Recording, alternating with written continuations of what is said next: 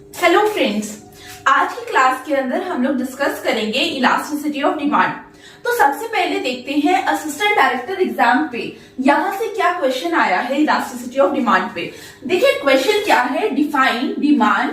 Demand हम लोगों ने पढ़ चुके हैं, व्हाट इज डिमांड, वही डेफिनेशन आप लोगों ने यहाँ पे लिखनी है।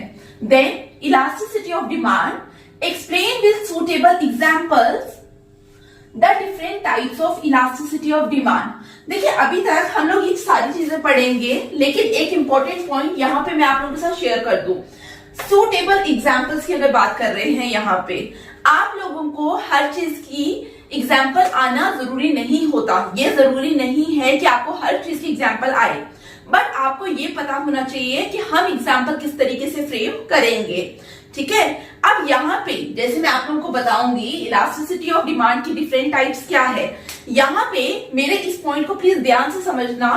मैं आप लोगों को उस समय पढ़ाते हुए जब different types of elasticity of demand पढ़ाऊंगी, उस समय मैं आप लोगों को बताऊंगी कि this is the price elasticity of demand, इसकी एग्जाम्पल क्या हो सकती है। ठीक है, अब आप लोग क्या करेंगे, उसके बाद आप लोग घर जाकर पेन एंड नोटबुक लेकर ही पढ़ना साथ में मेरी क्लासेस को। मुझे पता है आप लोगों को पीडीएफ फॉर्मेट में नोट्स मिल जाते हैं, लेकिन मेरी रिक्वेस्ट है कि आप लोग पेन और नोटबुक लेकर पढ़िए, और साथ में जैसे मैं आप लोगों को एक प्राइस इलास्टिसिटी ऑफ डिमांड की एग्जांपल लिखना सिखाऊंगी, उसी तरीके से 2 एग्जांपल आप खुद लिखेंगे उसकी। ठीक है, आपको कोई गूगल की जरूरत नहीं है, कोई किसी और रेफरेंस बुक की जरूरत नहीं पड़ेगी। जिस टॉपिक पे पढ़ेगी वहां पे मैं आप लोगों को बता दूंगी। अभी के लिए आप लोग क्या करेंगे, जिस तरीके से मैं आप लोगों को एग्जांपल बताऊंगी उसी तरीके से आप लोग खुद लिखेंगे। सिर्फ प्राइस इलास्टिसिटी की बात नहीं है यहाँ पे, इनकम इलास्टिसिटी की, क्रॉस इलास्टिसिटी ऑफ डिमांड, हम सबके एग्जाम्पल आज की क्लास के अंदर लिखेंगे। आप लोग भी अपनी अपनी जगह पे बैठकर वो एग्जाम्पल्स लिखेंगे। ठीक है, प्रैक्टिस करना बहुत इंपॉर्टेंट है इकोनॉमिक्स के पेपर में। अब हम टॉपिक की तरफ बढ़ते हैं, that is the elasticity of demand. यहाँ पे देखिए दिस इज द रबर। इस चीज से हम लोग समझेंगे इलास्टिसिटी ऑफ डिमांड होता क्या है। रबर को आप लोग एज्यूम करें, this rubber is the quantity demanded. अब यहाँ पे मैंने क्या किया, इस रबर के ऊपर फोर्स एक्सर्ट की। फोर्स क्या है मेरी, फैक्टर्स अफेक्टिंग क्वांटिटी डिमांडेड। तो जब भी मैं फोर्स को एक्सर्ट कर रही हूं, क्या rubber that is the quantity demanded उस पे आपको चेंज आता हुआ दिखाई दे रहा है।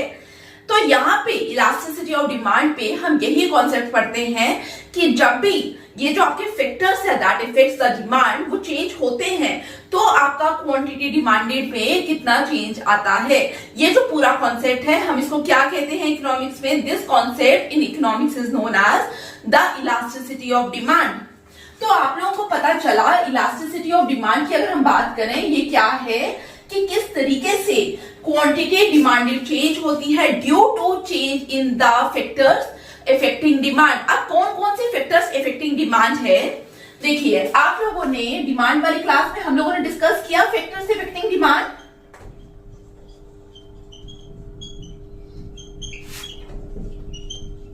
क्या क्या फैक्टर्स थे जो डिमांड को इफेक्ट कर रहे थे, आप लोग मुझे बताइए। Number 1 price of the commodity. और जहां पे भी आप लोग पढ़ रहे हैं, जैसे मैंने बोला फैक्टर्स अफेक्टिंग डिमांड, ये रिपीट टॉपिक है, तो आप लोग क्या करेंगे, अपनी जगह पे बोलना स्टार्ट करिए। Price of the commodity, income of the consumer and so on. ठीक है, आपको याद भी क्लास में ही हो जाएगा। दूसरा इनकम ऑफ द कंज्यूमर।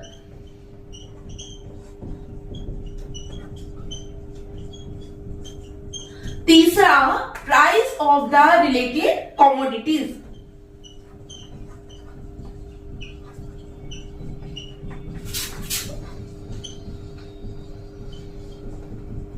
हम कमोडिटीज का वर्ड यूज करें और गुड्स का वर्ड यूज करें, दोनों वर्ड सेम है, इंटरचेंजेबली आप इनको यूज कर सकते हैं। तो हम लोगों ने क्या देखा, हमने बोला कि फैक्टर्स क्या क्या इफेक्ट करते हैं डिमांड को, price of the commodity, income of the consumer and price of the related goods. इसके अलावा और भी फैक्टर्स हैं, बट वहां वो फैक्टर्स हमारी आज की क्लास में यूज नहीं होंगे, इसलिए मैंने बाकी फैक्टर्स को आज की क्लास के अंदर नहीं लिखा। तो आपको क्या याद रखना है, जब हम इलास्टिसिटी ऑफ डिमांड की बात करेंगे, हम कौन कौन से फैक्टर्स की बात करेंगे। Number 1 price of the commodity, number 2 income of the consumer, and number 3 is the price of the related commodities or goods. Clear? अब यहाँ पे देखिए हमें क्वेश्चन पे क्या करना था, different types of elasticity of demand. मैंने आप लोगों को ये बता दिया कि इलास्टिसिटी ऑफ डिमांड क्या है, कि किस एक्सटेंट में आपका क्वांटिटी डिमांड चेंज होता है due to change in the factors of production, sorry factors affecting demand. Factors affecting demand आप लोगों के सामने मैंने लिखा। अब आप लोगों के साथ मैं different types of elasticity of demand समझाती हूँ। देखिए हम लोग क्या बोल रहे हैं, number 1 that is the price of the commodity. हमारा फैक्टर क्या है, प्राइस ऑफ द कमोडिटी। जब हमारा factor price of the commodity है तब हमारा जो इलास्टिसिटी ऑफ डिमांड बनता है वो कौन सा बनता है, that is the price elasticity of demand. तो फर्स्ट टाइप आपकी क्या बनेगी, फर्स्ट टाइप आप लोगों की बनेगी price elasticity of demand.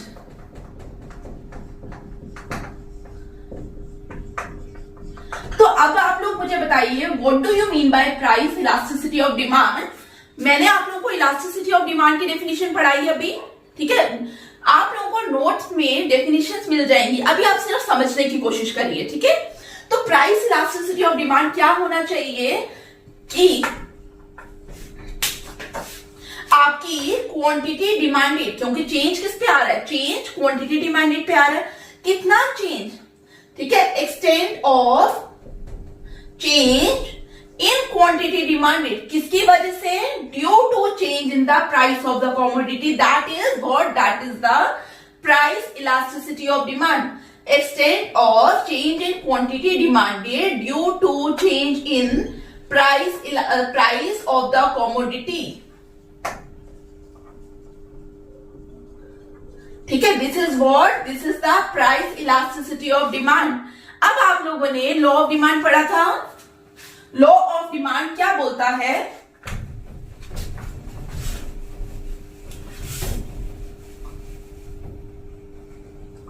Law of demand क्या बोलता है, लॉ ऑफ डिमांड हमें बताता है कि जब भी आपका प्राइस में चेंज आएगा उसकी वजह से क्या होता है, उसकी वजह से क्वांटिटी डिमांडेड पे भी चेंज आता है, ठीक है। डेल्टा स्टैंड्स फॉर चेंज, ये सिंबल यूज करते हैं हम इकोनॉमिक्स में फॉर चेंज। तो हम लोग क्या बोलते हैं, लॉ ऑफ डिमांड पे प्राइस चेंज होगा, उसकी वजह से आपका क्वांटिटी डिमांडेड पे भी चेंज आएगा, नंबर 1। इसको हम लोगों ने लॉ ऑफ डिमांड में क्या देखा, जब आपका प्राइस इंक्रीज कर रहा था तो क्वांटिटी डिमांडेड पे फॉल आ रहा था, और प्राइस फॉल कर रहा था तो क्वांटिटी डिमांडेड पे क्या आपको देखने को मिल रहा था, इंक्रीज। तो हम लोगों ने लॉ ऑफ डिमांड पे क्या देखा था कि there is an inverse relation, word use करना है, ठीक है। आप लोगों ने इनवर्स रिलेशनशिप का वर्ड यूज करना है, इट इज नॉट डिफिकल्ट, ठीक है। तो इनवर्स रिलेशनशिप क्या हुआ, एक इंक्रीज कर रहा है तो दूसरा फॉल कर रहा है। तो हम लोगों ने ये देखा, लेकिन लॉ ऑफ डिमांड हमें ये नहीं बता रहा था कि प्राइस कितना इंक्रीज कर रहा है और क्वांटिटी डिमांडेड पे, प्राइस पे चेंज आने की वजह से क्वांटिटी डिमांडेड पे एग्जैक्टली कितना चेंज आ रहा है, ये हमें लॉ ऑफ डिमांड ने नहीं बताया। ये कॉन्सेप्ट हमें कौन बताएगा, ये कॉन्सेप्ट हमें पता चलेगा प्राइस इलास्टिसिटी ऑफ डिमांड पे। क्लियर, आप लोगों ने लिखा यहां तक।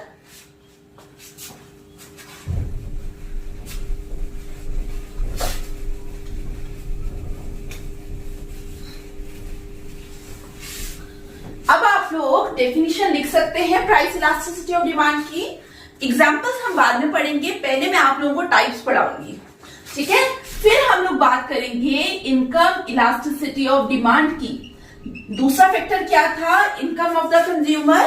तो हम लोग क्या कहेंगे, जब हम लोग क्या करेंगे, मेजर करेंगे कि कितना क्वांटिटी डिमांडेड चेंज हो रहा है, ठीक है, ध्यान से सुनना। अगर हम मेजर करें कि क्वांटिटी डिमांडेड पे कितना चेंज आ रहा है due to change in the income, तो हम उसको क्या कहेंगे, that is known as the income elasticity of demand.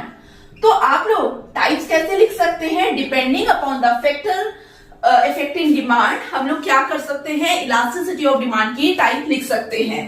तो इनकम इलास्टिसिटी ऑफ डिमांड क्या हुआ, जब इलास्टिसिटी ऑफ डिमांड में जब क्वांटिटी डिमांडेड पे कितना चेंज आ रहा है, अगर हम उसको देखें due to the change in the income of the consumer, then that type of elasticity of demand is known as income elasticity of demand. और तीसरा क्या था हमारा फैक्टर, कोई बता सकता है? तीसरा हमारा फैक्टर था price of the related products.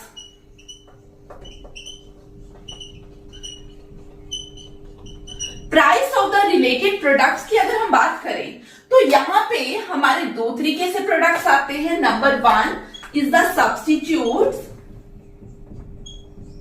And number 1 is the substitutes and number 2 is the complementary goods.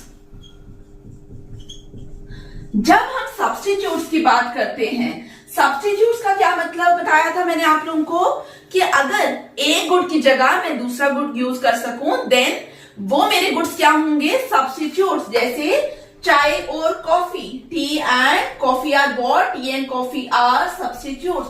Likewise अगर हम कॉम्प्लीमेंट्री की बात करें तो कॉम्प्लीमेंट्री गुड्स क्या होते हैं?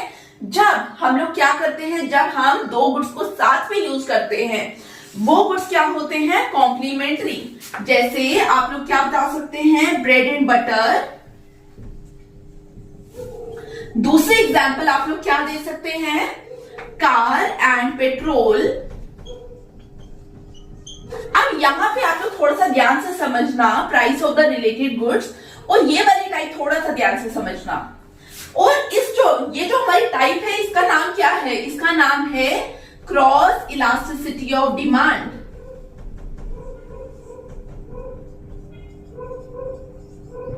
अगर हम सब्स्टिट्यूट्स की बात करें, आप लोग बताइए मुझे, जब मार्केट के अंदर price of the T increase करेगा तो क्या हो जाएगा? Price of T. T stands for T. अगर प्राइस ऑफ चाय मार्केट के अंदर इंक्रीज कर जाएगा तो आप क्या करेंगे? लॉ ऑफ डिमांड के अकॉर्डिंग क्वांटिटी डिमांडेड चाय की क्या करेंगे? कम करेंगे। ठीक है, यही करेंगे, लॉ ऑफ डिमांड है। लेकिन अगर आपके पास कुछ और ऑल्टरनेट है, आप चाय और कॉफी दोनों पीते हैं, उस समय चाय का प्राइस बढ़ा है बट कॉफी का प्राइस जो है वो इंक्रीज नहीं हुआ, क्या आप शिफ्ट करेंगे कॉफी पे या नहीं करेंगे? आप लोग कॉफी की तरफ शिफ्ट करेंगे। क्यों शिफ्ट किया कॉफी पे? क्योंकि आप लोगों ने क्या देखा कि कॉफी क्या है? कॉफी एक सब्स्टिट्यूट है जो मैं क्या कर सकती हूँ या कर सकता हूँ, जो मैं चाय की जगह यूज कर सकता हूं।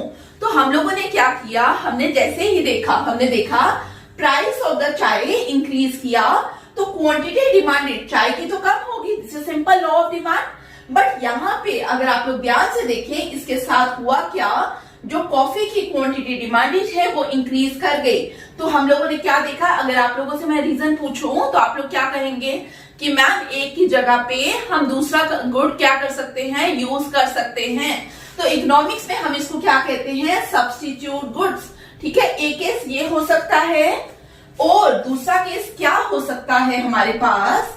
कॉम्प्लीमेंट्री गुड्स का, जो हम एक साथ यूज करते हैं। लेट्स से मार्केट के अंदर क्या हो गया? प्राइस ऑफ पेट्रोल क्या हो गया? इंक्रीज कर गया।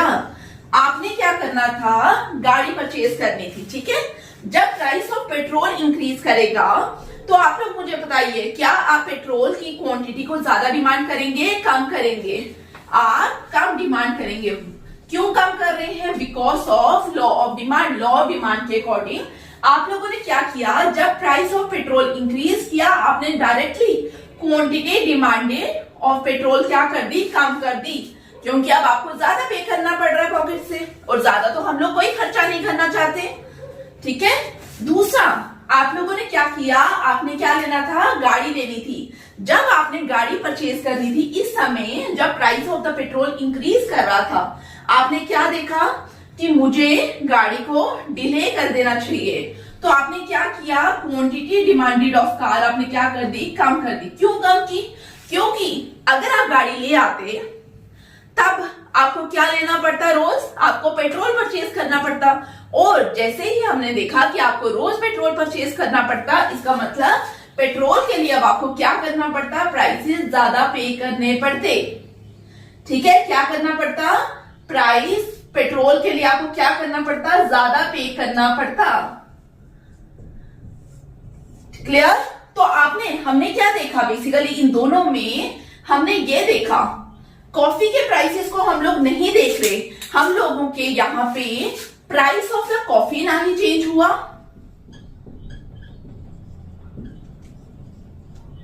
No change in price of coffee and price of car. क्या प्राइस ऑफ कॉफी या प्राइस ऑफ कार पे कोई चेंज हुआ, लेकिन जो कंज्यूमर था उसका बिहेवियर तब भी चेंज हुआ। क्यों चेंज हुआ, रीजन यहां पे हमें दिखा चाय इज व्हाट, चाय इज सब्स्टिट्यूट गुड, और यहां पे हम लोगों को क्या दिखा इस केस पे, पेट्रोल इज कॉम्प्लीमेंट्री गुड्स। अगर quantity demanded of the product पे चेंज आए ड्यू टू ईदर सब्स्टिट्यूट और complementary good, that is the petrol here and tea here, उस समय हम उसको क्या कहते हैं, उस इलास्टिसिटी ऑफ डिमांड को हम लोग क्या कहेंगे, that is known as cross elasticity of demand. Clear हुआ। प्राइस इलास्टिसिटी ऑफ डिमांड क्या है, इनकम इलास्टिसिटी ऑफ डिमांड क्या है, और क्रॉस इलास्टिसिटी ऑफ डिमांड क्या है। अब देखिए हम लोग डेफिनेशंस पढ़ते हैं, उसके बाद हम लोगों ने डेफिनेशन एक ही याद करनी है, दिस इज द डेफिनेशन जो आपको याद करनी है। उसके बाद आप इसी डेफिनेशन को यूज करेंगे types of elasticity of demand को डिफाइन कर सकते हैं। देखिए किस तरीके से, the elasticity of demand measures the extent to which the quantity demanded of a commodity changes, that is increases और decreases when there is increase or decrease in any of the factors affecting demand। ठीक है, जैसे मैंने आप लोगों को क्या बताया, फैक्टर्स कौन कौन से थे जो हमें यहाँ पे देखने हैं। Number 1 price of the commodity, number 2 income of the consumer, number 3 is the price of the related goods. जब हम लोग फर्स्ट फैक्टर की बात करेंगे, that is the price of the price affecting demand, तो हम लोग उसको क्या कहते हैं, हम लोग उसको कहते हैं प्राइस इलास्टिसिटी ऑफ डिमांड। अब इसको आप कैसे लिखेंगे, ध्यान दें, यहां पे देखिए सेम लिखेंगे आप, price elasticity of demand measures the extent to which quantity demanded of a commodity changes, bracket में क्या लिखेंगे, इंक्रीजेस और decreases, when there is increase और decrease in the price of the commodity. तो यहां पे क्या लिखेंगे आगे, इंक्रीज, आप लोग पूरी डेफिनेशन लिखेंगे अपनी नोटबुक पे, इंक्रीज और decrease in the price of the commodity.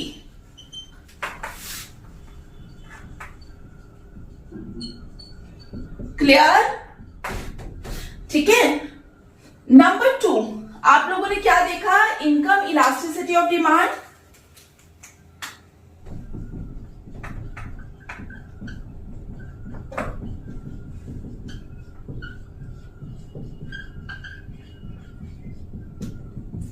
देखिए इनकम इलास्टिसिटी ऑफ डिमांड में हम लोगों ने क्या देखना है, वापस से डेफिनेशन पे आइए। Income elasticity of demand measures the extent to which quantity demanded of a commodity changes. ठीक है, इंक्रीजेस और डिक्रीजेस। ठीक है, कई बार क्या होता है, इट रिमेन्स कांस्टेंट। ठीक है, और रिमेन कांस्टेंट होता है, जिन लोगों ने लिखना है वो लिख सकते हैं, नहीं लिखना आप लोग प्लीज इतनी डीप में जाने की जरूरत नहीं है। When there is increase or decrease in the income of the consumer, तो अब यहां पे क्या लिखेंगे, increase और decrease in the income of the consumer। Clear हुआ यहां तक? हम लोगों ने डेफिनेशन एक ही याद की है, उसी से आप लोग टाइप्स लिख रहे हैं। क्लियर। अब यहां पे थर्ड क्या था हमारा, cross elasticity of demand. Cross elasticity of demand में आप लोगों को क्या दिखता है, ये डेफिनेशन थोड़ा सा ध्यान से देखना।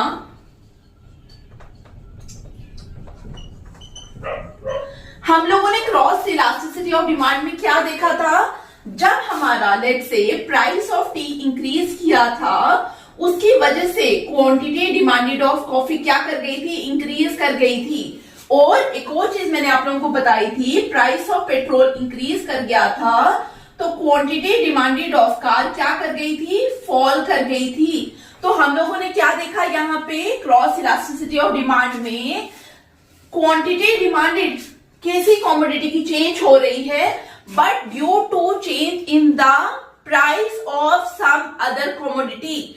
सम अदर कॉमोडिटी को हम यहाँ पे क्या बोलेंगे, रिलेटेड गुड्स। क्या बोलेंगे, रिलेटेड गुड्स। तो यहाँ पे आप लोग क्या लिखेंगे, it measures the extent to which quantity demanded of a commodity changes when there is increase or decrease in, यहां पे क्या लिखेंगे देखिए, increase or decrease in the price of the related goods। क्या लिखेंगे यहां पे, related goods। और रिलेटेड को ब्रैकेट में आप लोग लिख लेना, these are what, these are substitutes और कॉम्प्लीमेंट्री।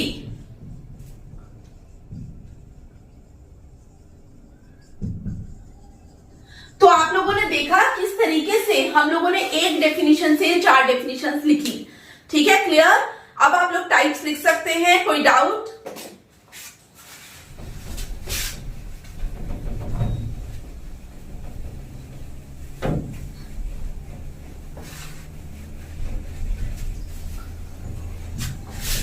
एग्जाम्पल समझाने से पहले मैं आप लोगों के साथ एक छोटा सा कॉन्सेप्ट है वो समझाऊंगी, उससे भी हो सकता है आपको मॉक आंसर आए। ठीक है, मॉक क्वेश्चन बने, उससे भी आपका क्वेश्चन क्या है,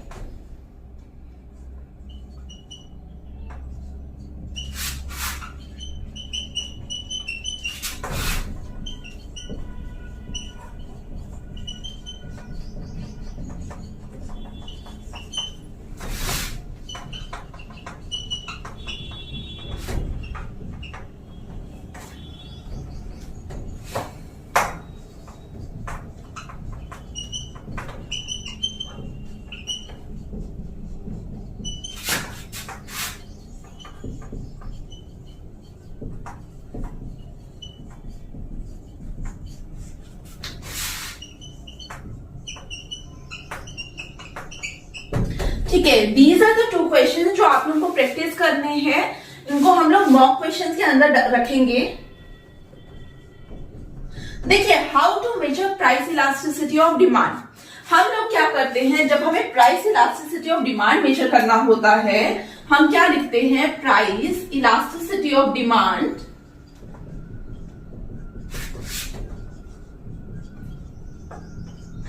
इज इक्वल टू, ध्यान से देखना, परसेंटेज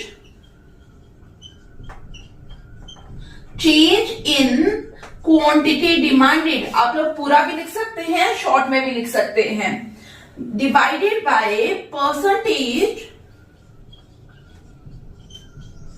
चेंज इन। मैं क्या लिखूंगी, क्वांटिटी डिमांडेड पे किसकी वजह से चेंज आ रहा है, चेंज प्राइस की वजह से आ रहा है, तो यहां पे हम लोग क्या लिखेंगे, percentage change in the price of the commodity.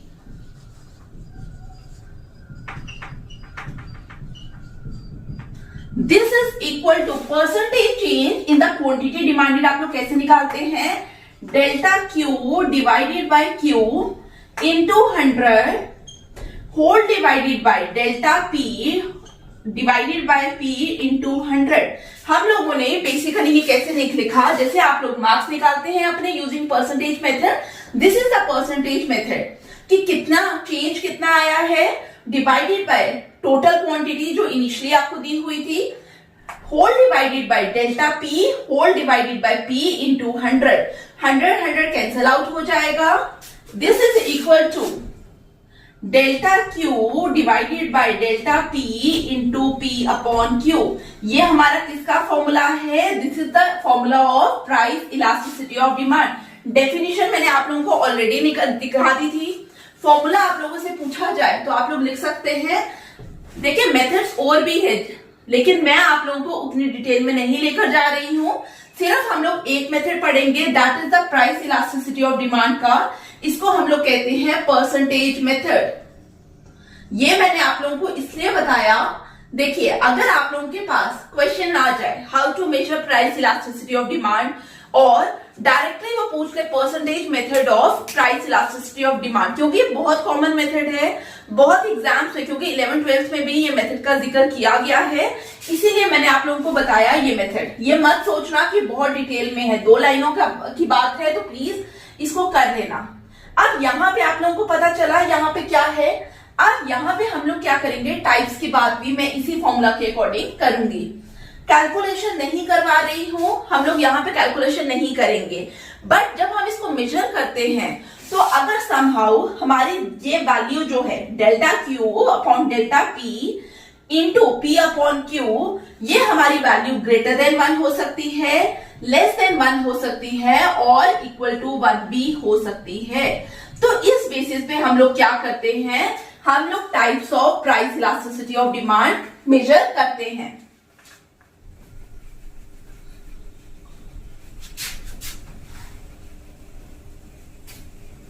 हम लोग क्या बोलेंगे, अगर पहली टाइप को इलास्टिक डिमांड, क्या बोलेंगे, इलास्टिक डिमांड। अगर हमारी इलास्टिसिटी ऑफ डिमांड, ठीक है, price elasticity of demand to be more specific, अगर ग्रेटर देन 1 है तो हम लोग क्या बोलेंगे, उसको हम लोग बोलते हैं इलास्टिक डिमांड।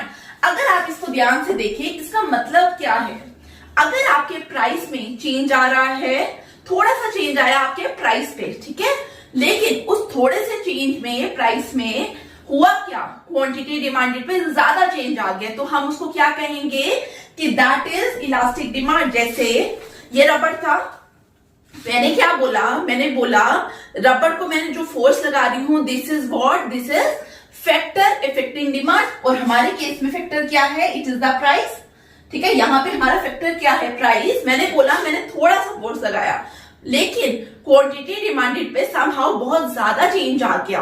रबड़ इज व्हाट, रबड़ इज द क्वांटिटी डिमांडेड, ज्यादा चेंज आया, फोर्स मैंने कम लगाया, मैंने बहुत ढीले हाथ से फोर्स लगाया। अगर इस तरह की सिचुएशन होगी जहां पे आपका प्राइस चेंज बहुत मिनिमल होगा, लेकिन समहाउ क्वांटिटी डिमांडेड पे बहुत ज्यादा हमें चेंज देखने को मिलेगा, तो हम उसको क्या कहेंगे, उस समय जो हमारी डिमांड है दैट इज इलास्टिक डिमांड, ठीक है। और मैंने आप लोगों को क्या बोला, मैंने प्राइस पे थोड़ा सा चेंज लगाया, प्राइस इंक्रीज भी कर सकता है, प्राइस फॉल भी कर सकता है। क्वांटिटी डिमांडेड पे हमने क्या बोला, बहुत ज्यादा चेंज आएगा, बट जो भी चेंज आएगा वो क्या आएगा, according to law of demand. जो भी चेंज आएगा that is as per the law of demand. Price increase करेगा, क्वांटिटी डिमांडेड फॉल करेगा, प्राइस फॉल करेगा, क्वांटिटी डिमांडेड इंक्रीज करेगा, ठीक है। तो अगर आपके पास ईडी ग्रेटर देन 1 है तो हम लोग क्या कहेंगे, दैट इज इलास्टिक डिमांड। उसी तरीके से हमारे पास होता है इन इलास्टिक डिमांड, यहां पे हमारे पास क्या होता है, इलास्टिसिटी ऑफ डिमांड की वैल्यू लेस देन 1। इसका मतलब क्या है, अगर मैं रबड़ में बहुत फोर्स लगा रही हूं, ठीक है, लेकिन रबड़ पे कोई भी ज्यादा इंपैक्ट नहीं आ रहा है as compare to the force, जो इफेक्ट है दैट इज द चेंज आ रहा है इस रबड़ पे। रबड़ क्या है, क्वांटिटी डिमांडेड, अगर वो इंपैक्ट बहुत ज्यादा कम है, मिनिमम इफेक्ट है, हम उसको क्या कहेंगे, that is in elastic demand. Clear. तीसरा होता है हमारा यूनिटरी डिमांड।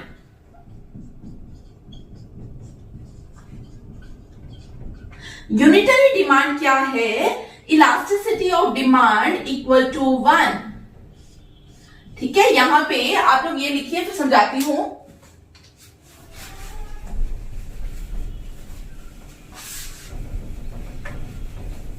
देखिए अब यूनिटरी डिमांड की अगर हम बात करें तो यूनिटरी डिमांड पे आप लोग मुझे बता सकते हैं, फॉर्मूला वापिस से देखिए इलास्टिसिटी ऑफ डिमांड का, it is equal to percentage change in quantity demanded divided by percentage change in the price of the commodity. तो यूनिटरी कब होगा, जब न्यूमिनेटर और डिनोमिनेटर बराबर होगा, तभी मैं कैंसिल कर सकती हूं। तो हम लोगों को क्या पता चला, जितना हम लोगों ने क्या किया, जितना प्राइस पे चेंज आया, अगर उतना ही चेंज आपका क्वांटिटी डिमांडेड पे आ रहा है इन टर्म्स ऑफ परसेंटेज, ठीक है, तो यहां पे हम लोग उसको क्या कहेंगे, that is known as unitary demand. Clear. यहां तक आप लोगों ने नोट किया। इसकी आपको पीडीएफ भी मिल जाएगी, जहां पे ये चीजें मैं आप लोगों को टेबल फॉर्म में भी बता दूंगी, एक एक एग्जांपल भी वहां पे शेयर कर दूंगी। अब हम एडी वाले क्वेश्चन पे आए। क्वेश्चन पे मैंने आप लोगों को डिमांड हम लोगों ने पढ़ा हुआ है, इलास्टिसिटी ऑफ डिमांड मैंने आप लोगों को समझा दिया, types of elasticity of demand समझा दिया। और एक और चीज मैं यहाँ पे क्लियर करूं, काफी टाइम क्या होता है, कुछ कुछ लोग अपना ओपिनियन देंगे, आप लोगों को बोलेंगे इलास्टिसिटी ऑफ डिमांड है यूनिटरी इलास्टिक और इनइलास्टिक डिमांड दे दीजिए। बट वहां पे क्वेश्चन की डिमांड क्या है, क्वेश्चन में एग्जामिनर आप लोगों से पूछ रहा है types of elasticity of demand, they do not mention you about the types of price elasticity of demand. तो वहां पे डिस्टिंक्शन है, इसीलिए मैंने आप लोगों को दोनों बता दिया, ठीक है। तो please do not get confuse. यहाँ पे आप लोगों को पता होना चाहिए कि आप लोगों को इलास्टिसिटी ऑफ डिमांड पे क्वेश्चन है, they do not ask you about the price elasticity of demand. Clear. अब हम एग्जांपल्स पढ़ेंगे।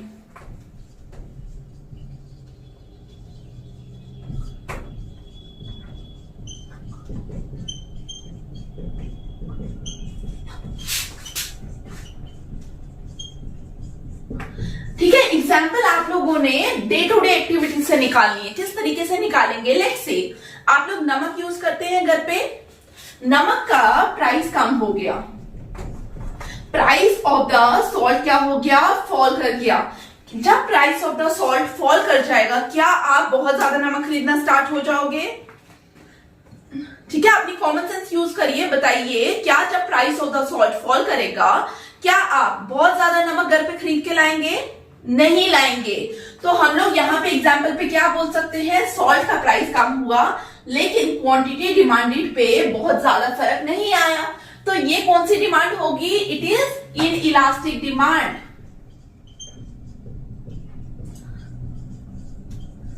ठीक है, तो आप लोग बता सकते हैं एग्जाम्पल पे, जब price of the salt fall कर गया लेकिन उसकी क्वांटिटी डिमांडेड पे हमें ज्यादा कोई चेंज नहीं दिखा, दैट्स वाई सॉल्ट क्या है हमारा, इसकी डिमांड क्या होगी, इन इलास्टिक डिमांड।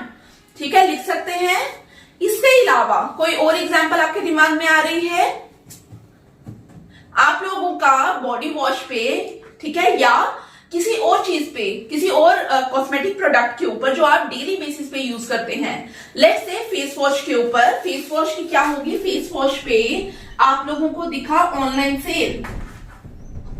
जब आपको फेस वॉश पे ऑनलाइन सेल लिखा जो आप यूज कर रहे थे, ठीक है, तो उस समय बार बार आ रहा है फ्लैट 50%। ऑल्दो आप लोगों को उस समय फेस वॉश की रिक्वायरमेंट नहीं है, आप डेली बेसिस पे यूज कर रहे हैं, आपके पास एक या दो पड़े हैं, लेकिन आप लोग क्या करेंगे, उस टाइम पे जाकर फेस वॉश खरीदेंगे मार्केट से, ऑनलाइन डिमांड करते हैं। ठीक है, ऑनलाइन ऑर्डर हम प्लेस करते हैं, क्यों कर रहे हैं, बिकॉज हमें क्या दिखा, हमें दिखा price of the face wash fall, तो हमें प्राइस कम दिखा, फ्लैट 50% था। उस समय हम लोग normal day to day routine पे एक या दो मंगवाते थे, हमने क्या कर लिया, हमने 4 ऑर्डर कर लिए, 4 ऑर्डर किए, इसका मतलब प्राइस फॉल किया लेकिन क्वांटिटी डिमांडेड बहुत ज्यादा इंक्रीज करी। जब बहुत ज्यादा इंक्रीज करती है तो हम लोग क्या कहते हैं, that is elastic demand. Clear. तो अब आप लोग प्राइस इलास्टिसिटी ऑफ डिमांड पे इस लॉजिक से लिख सकते हैं कि क्या क्या एग्जांपल होनी चाहिए, लिख सकते हैं। नंबर 2 हमारा क्या था, income elasticity of demand.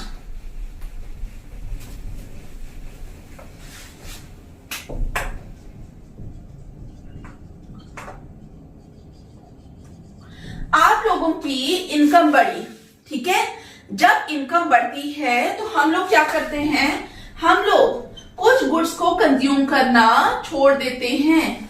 Let's say आप लोगों के घर पे पहले क्या हो रहा था, पहले मक्की का आटा यूज होता था। मक्की का आटा क्या है, इंफीरियर गुड है। इकोनॉमिक्स में हम क्या यूज कर रहे हैं टर्म, इंफीरियर गुड्स। टर्म्स नहीं ज्यादा याद हो रही, इस टर्म को आप स्किप कर सकते हैं, याद हो रही है तो कर लीजिए। हम लोगों ने क्या बोला, जब आप लोगों के घर पे पेरेंट की इनकम थी लेट से 8,000 रुपए, उस समय जो आपके घर पे रोटियां बन रही थी वो किसकी बन रही थी, वो मक्की के आटे की रोटियां बन रही थी। लेकिन समहाउ आपके घर पे क्या हुआ, आपका भाई कमाना स्टार्ट हो गया, आप कमाना स्टार्ट हो गए, 8,000 से होगी इनकम घर की 25,000 रुपए। अब आप लोगों ने कहा कि अब तो हम मक्की के आटे से रोटियां नहीं बनाएंगे, अब हम क्या करेंगे, अब हम लोग शिफ्ट कर जाएंगे किस पे, गेहूं के आटे पे। जब आप यहां से शिफ्ट कर गए व्हीट पे, इसका मतलब ये वाला मेज का आटा आप लोगों ने छोड़ा। तो जब इनकम बढ़ती है, हम कुछ कमोडिटीज की कंजप्शन को छोड़ देते हैं, उस कमोडिटीज को हम लोग क्या कहते हैं in economics, those commodities are known as inferior goods. तो आप यहां पे बोल सकते हैं, यहां पे आप लोग मेज वाले एग्जाम्पल को अपनी भाषा पे लिख सकते हैं, लिख सकते हैं, ठीक है। फिर एक और एग्जाम्पल देती हूं मैं आपको, इनकम बढ़ी। अब आप लोगों ने बोला कि हम लोग क्या करेंगे, हम एक एसी लगाएंगे। एसी आपके घर पे पहले नहीं था, आप लोगों ने क्या किया, एसी लगाया। एसी क्या है आपके लिए, AC is a luxury good for you. तो जब हमारी इनकम बढ़ी, कुछ गुड्स ऐसे होते हैं जिसकी कंजप्शन हम बढ़ा देते हैं, तो उसकी डिमांड अगर बढ़ेगी तो आप लोग एग्जाम्पल में बोल सकते हैं एसी। क्लियर। यहां पे भी आपको luxury good, normal good, inferior goods की टर्मिनोलॉजी को यूज करने की जरूरत नहीं है, मैं सिर्फ आप लोगों को समझाने के लिए बता रही हूं। क्लियर। फिर हमारा तीसरा क्या था, क्रॉस इलास्टिसिटी ऑफ डिमांड।